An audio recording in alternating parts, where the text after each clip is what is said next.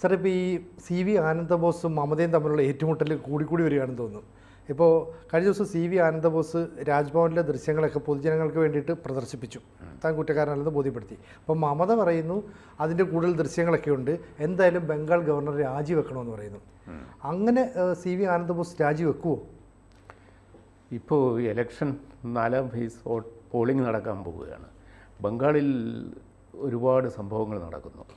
സന്ദേശ് കാലിയിലെ കൂട്ട ബലാത്സംഗം, പിന്നെ അങ്ങനെ അനേകം സംഭവം. അവിടെ ഗവർണർ സന്ദർശനം നടത്തി.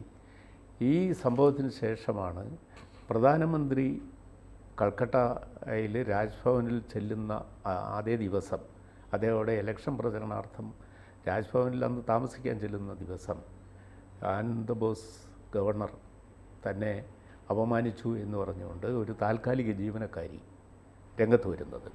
അത് ഒരു പോലീസ് സ്റ്റേഷനിൽ നേരിട്ട് ചെന്ന് അവർ പരാതിപ്പെടുകയായിരുന്നു. അപ്പോൾ ഇത് ഒരു ഗൂഢാലോചന അതിൻ്റെ പിന്നിലുണ്ട് എന്ന് ന്യായമായും സംശയിക്കാവുന്ന ഒരു സാഹചര്യമുണ്ട്. എന്നാലും ഗവർണറുടെ ഓഫീസിൽ ഇങ്ങനെ ഒരു അതിക്രമം നടന്നോ ഇല്ലയോ എന്ന് ജനങ്ങൾക്ക് കാര്യമായ സംശയമുണ്ട്. അപ്പോൾ ഗവർണർ കഴിഞ്ഞ ദിവസം എന്ത് ചെയ്തു, അവിടുത്തെ ദൃശ്യങ്ങൾ മുഴുവൻ പബ്ലിക്കിൻ്റെ മുന്നിൽ അവതരിപ്പിക്കാനായിട്ട് സന്നദ്ധനാകുകയും 100ഓളം പേർ രാജ്ഭവനിലെത്തി അത് കാണുകയും ചെയ്തു. അപ്പോൾ ഈ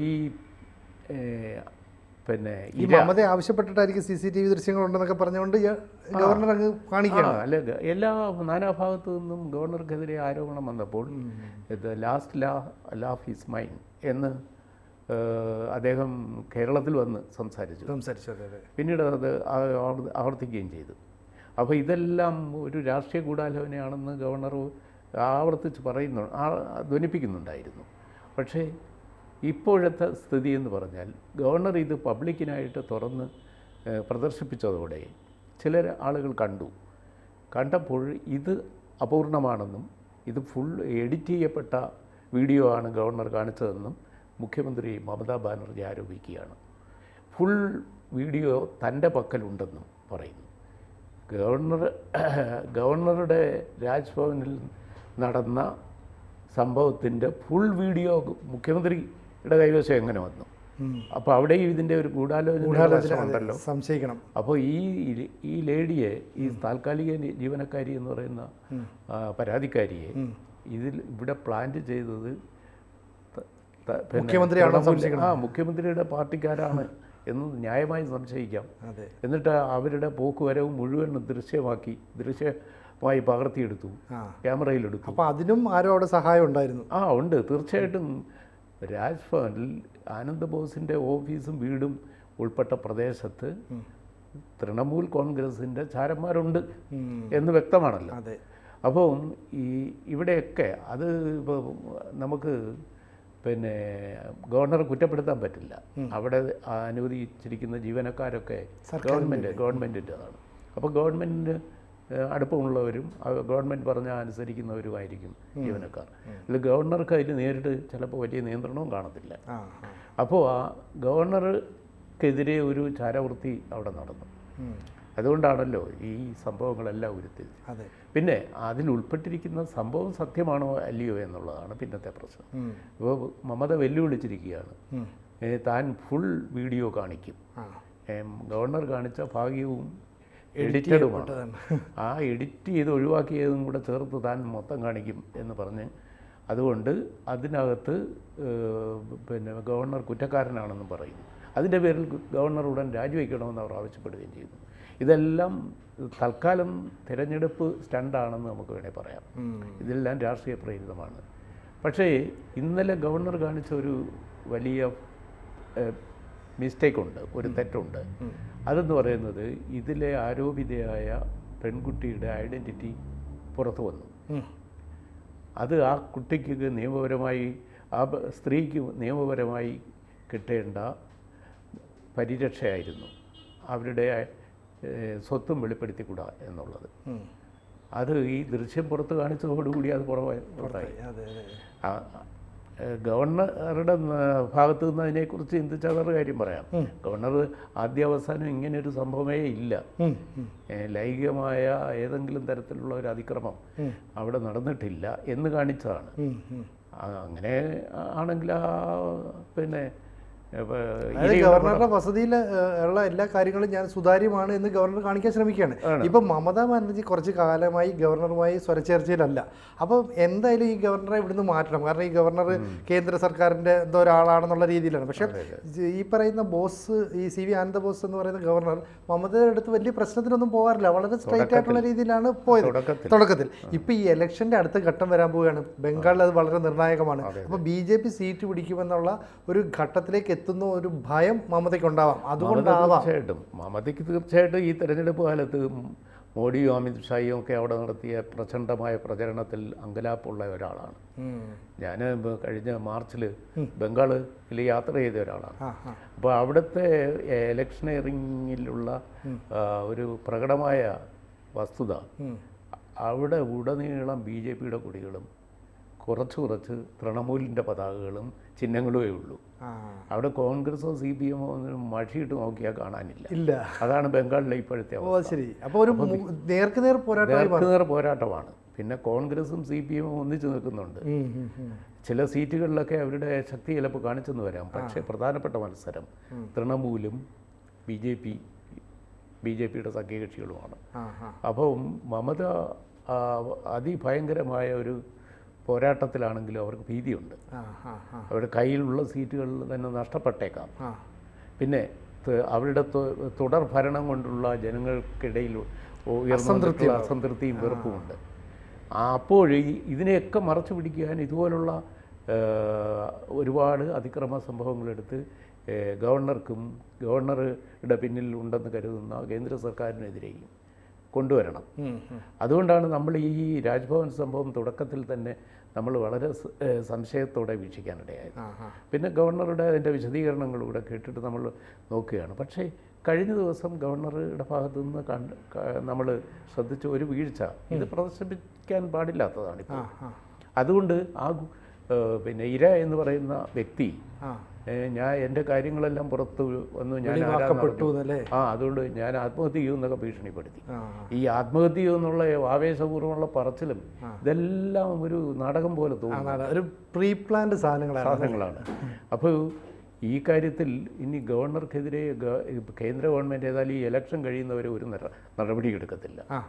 അതായത് ഗവർണർ ആനന്ദ് ബോസ് കുറ്റക്കാരനായാലും ഇല്ലെങ്കിലും ഇലക്ഷൻ്റെ എല്ലാ ഫേസും ജൂൺ 1 മുമ്പ് ഒരു നടപടിയും നമ്മൾ പ്രതീക്ഷിക്കേണ്ട.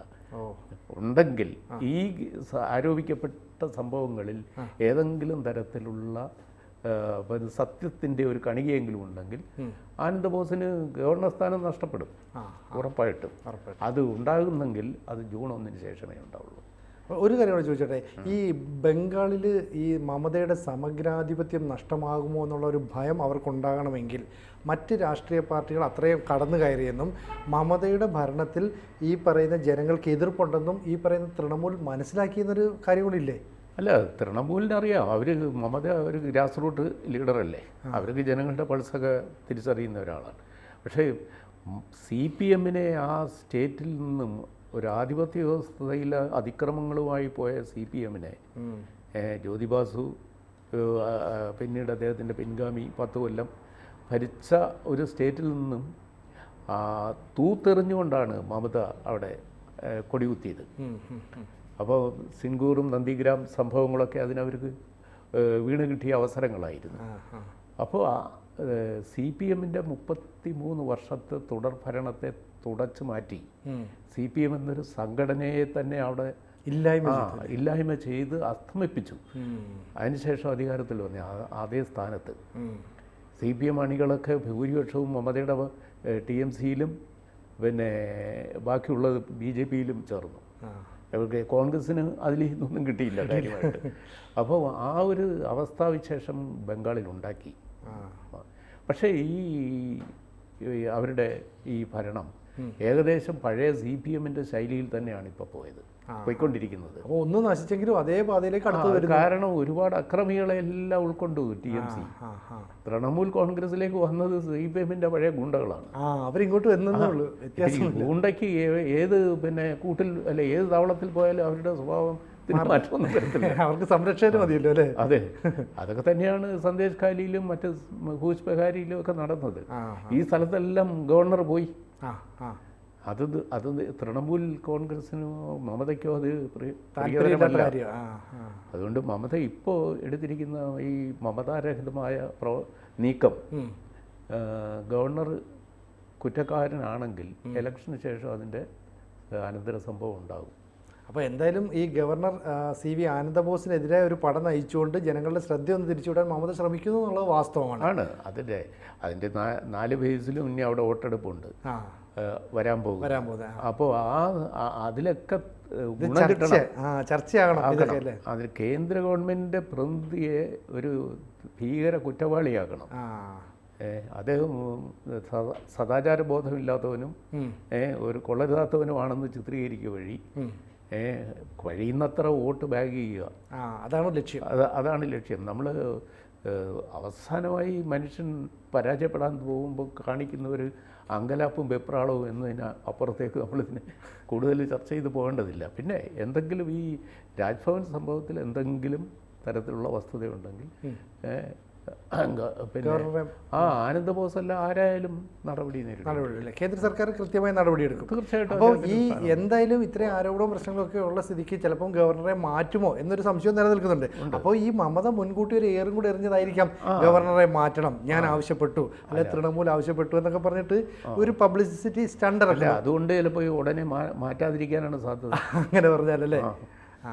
അപ്പോൾ ഇവർ വിചാരിക്കുന്നത് അത് ഇലക്ഷന് ഗുണം ചെയ്യുമെന്നാണ്. കാരണം അടുത്ത സ്റ്റേജിലൊക്കെ അവർക്ക് ഈ 1-ാം തീയതി വരെ ഉള്ളൂ ആവശ്യം. അത് കഴിഞ്ഞ് ചിലപ്പോൾ ഈ ആരോപണം തന്നെ പിൻവലിക്കപ്പെട്ടേക്കാം. പിന്നീട് ഇത് ആരോ എന്നെ തെറ്റിദ്ധരിപ്പിച്ചാണ് കൃത്രിമമായിട്ട് ഉണ്ടാക്കിയെന്നൊക്കെ പറഞ്ഞാൽ പോലും മമത അങ്ങനെയൊന്നും ഒരു റിപ്പൻറ്റൻസ് ഉള്ള ലേഡിയൊന്നും അല്ല. ഈ പെൺകുട്ടിയെ കൊണ്ട് ആരോപണം പോലീസ് സ്റ്റേഷനിൽ നിന്ന് പിൻവലിക്കുകയും അവർക്ക് അവരുടെ പിന്നിൽ പ്രവർത്തിച്ചവർ അവർക്ക് വേറെ ഏതെങ്കിലും ഒരു ജോലി കൊടുത്ത് എവിടെയോ മാറിപ്പോയാൽ മതിയല്ലോ. അതോടെ തീരുന്നതാണ്. പിന്നെ ആരും ഇതിനെപ്പറ്റി ശ്രദ്ധിക്കില്ല. അതുകൊണ്ടുണ്ടാകുന്ന വിഷമം ഇതെല്ലാം രാഷ്ട്രീയമായ സ്റ്റണ്ടുകളായിരുന്നു എന്ന് സമാധാനിക്കേണ്ടി വരുമോ അപ്പോൾ? എന്തായാലും അടുത്ത ഘട്ടത്തിലേക്ക് തെരഞ്ഞെടുപ്പ് കടക്കുന്നതിന് മുമ്പ് തന്നെ വലിയ ആരോപണങ്ങളുമായിട്ടൊരു മുഖ്യമന്ത്രി തന്നെ രംഗത്തേക്ക് ഇറങ്ങുന്നു അല്ലേ? എന്നിട്ട് പറയുന്നു എൻ്റെ കയ്യിൽ ഈ പറയുന്ന എഡിറ്റ് ചെയ്യപ്പെടാത്ത ദൃശ്യങ്ങളുണ്ട്, അത് വേണം ഞാൻ പ്രദർശിപ്പിക്കാന്നൊക്കെ പറയുമ്പോൾ എത്ര വലിയൊരു ഓപ്പറേഷൻ നടന്നു അല്ലേ? സാമാന്യ ബുദ്ധിയുള്ളവർ അത് ചിന്തിക്കില്ലേ?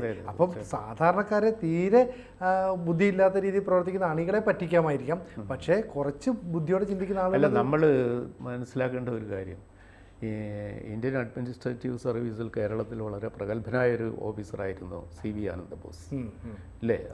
അദ്ദേഹത്തിന് ഒരുപാട് കഴിവുകളൊക്കെ ഉള്ള,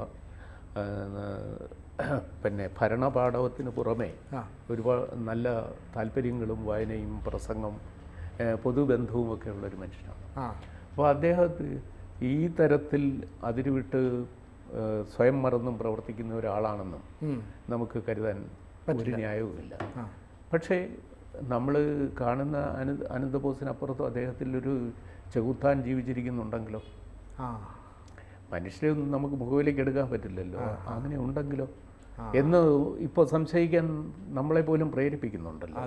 അപ്പോൾ അങ്ങനെ വരികയാണെങ്കിൽ അതിൻ്റെ വസ്തുതകളൊക്കെ പുറത്തു വരട്ടെ. എന്തായാലും മുഖ്യമന്ത്രി ഉന്നയിച്ച ഈ ആരോപണങ്ങളൊക്കെ അവിടെ നിൽക്കുന്നു. ഈ അടുത്ത ഘട്ട ഫേസിലേക്ക്, ഈ പറയുന്ന പോളിംഗിലേക്ക് ബംഗാൾ പോകുന്നു. അപ്പം തുടർ ആരോപണങ്ങളോ അതിന് പ്രത്യാരോപണങ്ങളോ ഒക്കെ ഉണ്ടായേക്കാം. എന്തായാലും നമുക്കത് വരും ദിവസങ്ങളിൽ കാത്തിരുന്ന് കാണാം. എന്നിട്ട് അതിനുശേഷം നമുക്ക് ഇത് കാര്യങ്ങൾ കൂടുതൽ ചർച്ച ചെയ്യാം. കൂടുതൽ വാർത്തകളും വിശേഷങ്ങളും നിങ്ങളിലേക്ക് എത്താൻ ABC മലയാളം സബ്സ്ക്രൈബ് ചെയ്യുക, ബെൽ ബട്ടണും അമർത്തുക.